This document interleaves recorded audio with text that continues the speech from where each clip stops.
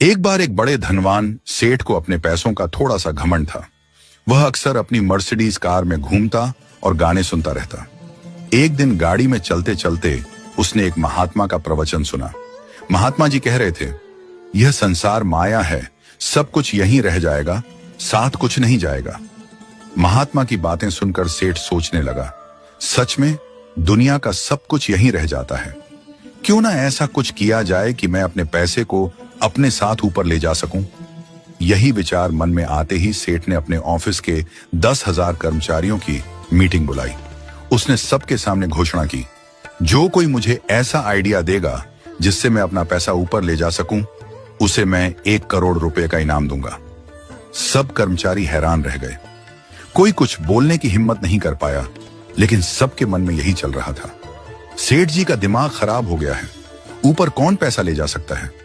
कुछ कर्मचारियों ने सेठ के इस विचार को मजाक में लिया, तो कुछ ने सोचा कि यह असंभव है।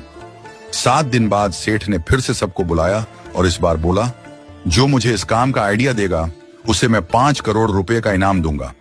इस बार इनाम की रकम सुनकर सभी के कान खड़े हो गए। यह खबर पूरे शहर में फैल गई। हर कोई सोचने लगा कि कैसे सेठ को आइडिया दिया जाए और 5 करोड़ रुपए जीता जाए। इसी बीच एक अनजान व्यक्ति सेठ के पास आया। उसने सेठ से कहा, सेठ जी, मेरे पास एक आइडिया है जिससे आप अपना पैसा ऊपर ले जा सकते हैं। सेठ को पहली बार लगा कि कोई उसे सीरियसली ले रहा है।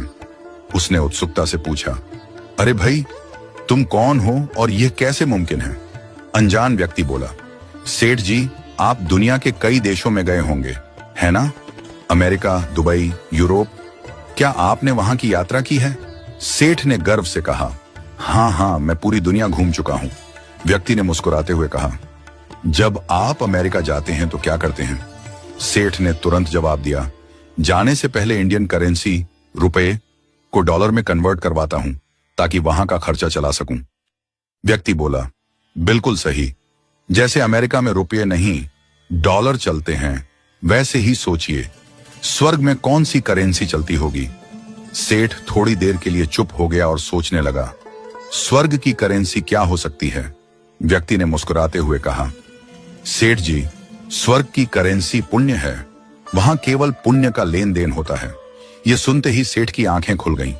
व्यक्ति ने समझाया, जैसे अमेरिका में डॉलर की जरूरत होती है, वैसे ही स्वर्ग में पुण्य की जरूरत होती है। जो पुण्य आपने अपने हाथों से कमाया है वही स्वर्ग में काम आएगा, बाकी सब कुछ यहीं रह जाएगा।